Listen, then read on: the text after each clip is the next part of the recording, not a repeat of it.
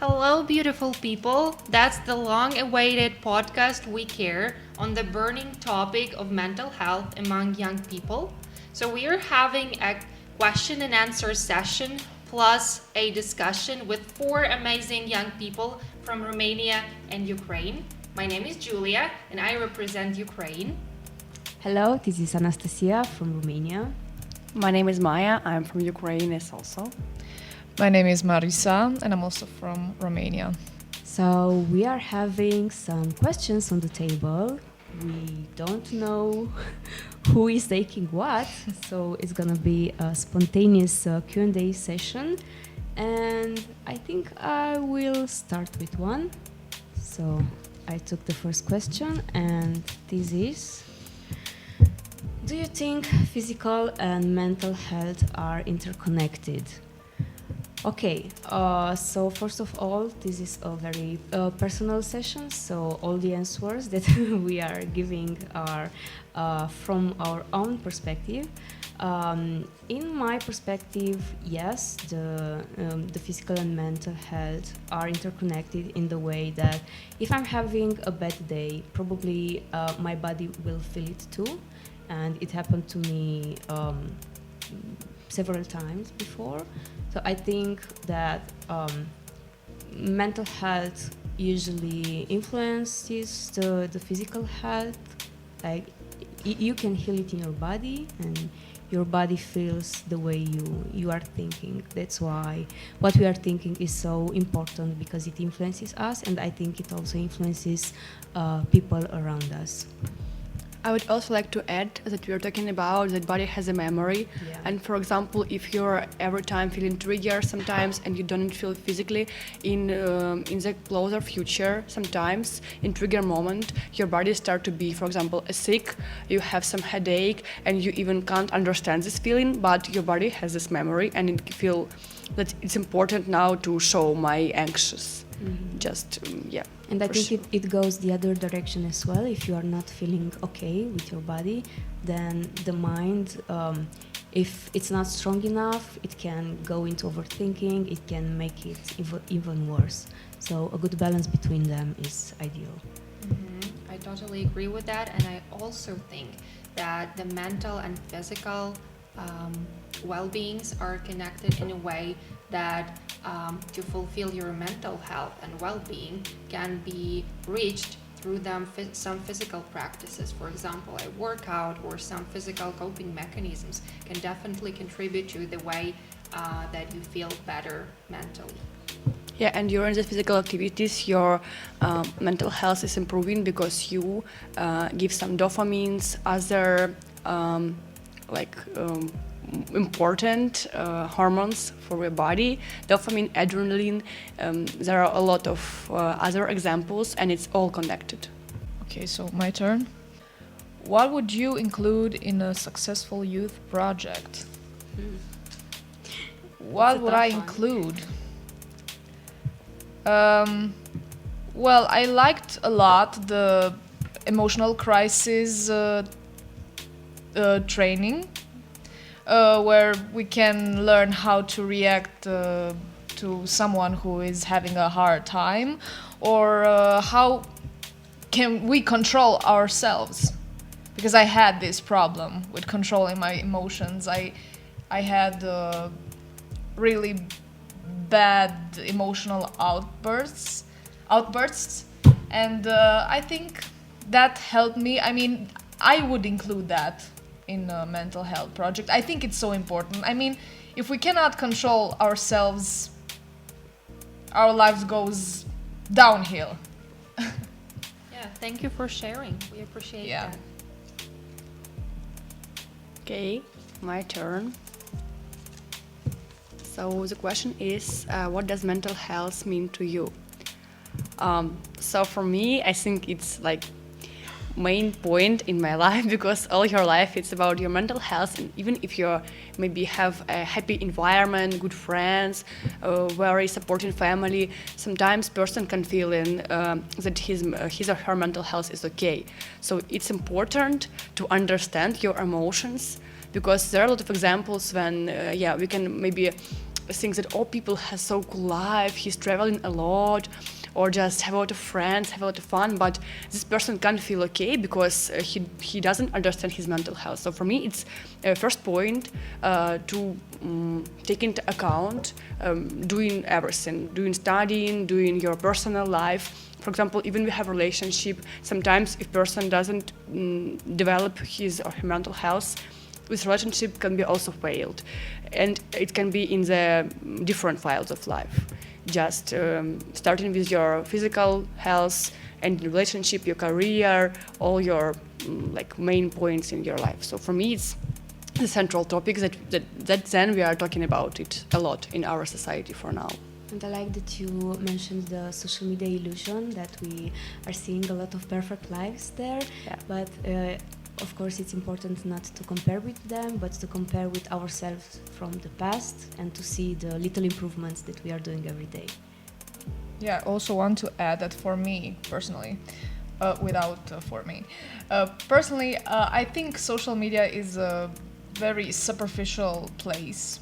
In general, it's very artificial, it shows only the good side, and I feel lonely when I spend so much time on it, because when I'm not socializing, I'm looking at pictures, I'm looking at various quotes that make me overthink or doubt maybe, and have intrusive thoughts, and this is a very toxic platform. So, yeah, I agree. So for me, mental health is how to protect you from such kind of activities, external activities from your life. So it's how to be yourself and how to present yourself in the society and in your social media also. So Yeah, I get Yeah, that's why it's important to limit your time on it and take care of your own well-being.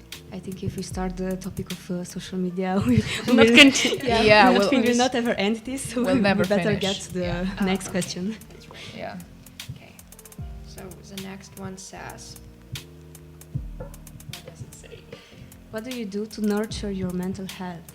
Oh, so this one, well, this is a good one. It's kind of interconnected with the previous question. So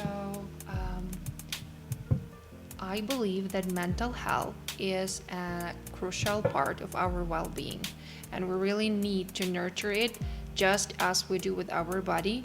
So, but it's an important thing that body can easily signal when it needs to be nurtured or it needs to, be helped or whatever. So for me, nurturing mental health, it's first of all to understand when you are having some problems and when you need to get some help. And to do that personally, I just need to be isolated from people, from society for some period of time to recharge my social battery, to fill my body, to fill my, inner self, and understand what problem I'm having. And this is the only way for me to understand how to deal with it later. That is the importance of the me time, actually. Mm-hmm.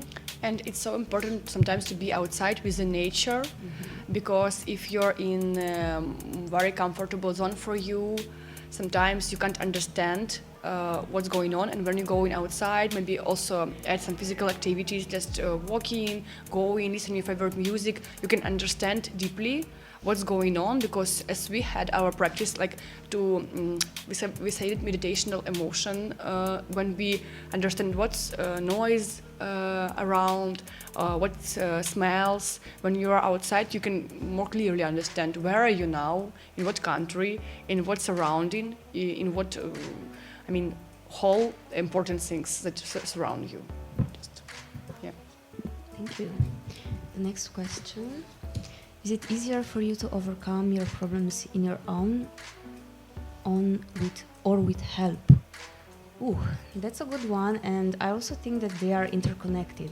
Like, okay, some problems I can deal with them by myself, and maybe it's better like this, to not hurt other people and to not show a part of myself that I don't want to show to the world. But if the problems are bigger, or if there is something that I cannot handle anymore, of course that some help is welcomed. And we can talk about help from friends, help from family, but also help from a professional. For sure. I agree. I totally agree.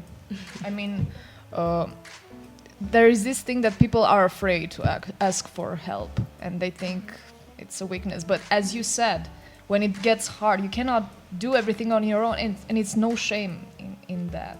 And this is also connected with the previous question in which you mentioned to know your limits, and this is also important here to know when to ask for help. Yeah. And I would like to add that if we're talking about external help, sometimes people are going to their friends, and it's so important to have friends that understand your background. Yeah. Because if, for example, it's like your new acquaintances and they don't understand deeply your lifestyle, your problem, your childhood, sometimes they even don't understand. They give some very stereotypical and not so powerful and understandable advice, like just be happy, I don't know, don't take care about it. Just we background can advice. go out, you will forget about everything, but if person is real close to you, he can understand all your background, all your deep emotions, and can really have some good advice just to motivate you. Said, you're my close friends, I know everything will be okay, you deserve it. Just very good motivation and support. Yeah. Okay. Well, let's see. Have you ever experienced burnout? Yeah, actually more than burnout. It was a really, really bad state when I couldn't imagine myself doing anything or having no energy in general to even get out of bed or take a shower or do the things I do normally. I just lost interest. I actually thought about my life a lot, and I couldn't even see something further than the state that I'm in. I couldn't see further that. I was just consumed by the state, and I think that is generally burnout. Yeah, maybe we should not think of burnout coming only from work, but also it can be burnout from studies, burnout from, I don't know, And you're from your own thoughts. social connections and so on. So I think it comes in various forms. Maybe you give some advice how to overcome this kind of depression, anxiety. Maybe you can share it. Well, I did a lot of things to help myself get out of this state. And for me, it helps me a lot to journal and write my feelings in the same exact moment where I feel them, not when I'm happy or when I'm like literally having fun, because that I'm not deep. Mm-hmm. When I'm feeling bad, I just open my journal and say what's bothering me and what can be done. And I also, I'm involved in many things. I just love volunteering. I didn't know it was such a good influence over me. And going to concerts and singing, I love singing. And that helps me. It's like a form of therapy for me. And I think the most important advice I could give is to know yourself and find what you like and let it just consume you. Let yourself be consumed by good things that feed your soul. Wow. Thank you a lot for the really powerful advice. That was really empowering. Yeah, and I think it's so important, as you said, to find your personal way, because now we have a lot of information about how to overcome stress, a lot of practices, a lot of advice from different people, and of course, you can be a different person with different background, with a different type of your mental health, type of your personality. And sometimes it's more important, for example, to include more physical activities, or as you said, to be in volunteering, to share with people. Sometimes people are more introvert. It's not important to communicate with someone. So it's important to find from this a lot of information something for you. Just to reflect on yourself, to see what you like, see what you want to do when you're in that state. Feel yourself, let yourself feel your feelings, most importantly. If you don't have the energy now, you can do it later. You can just lay down now and take a nap and then wake up and see what you're gonna do about it. Sure. Yeah. else. Okay, so thank you everyone for contributing to this Q&A session, and don't forget to take care of your mental health. Bye bye. We love you. Bye. Bye.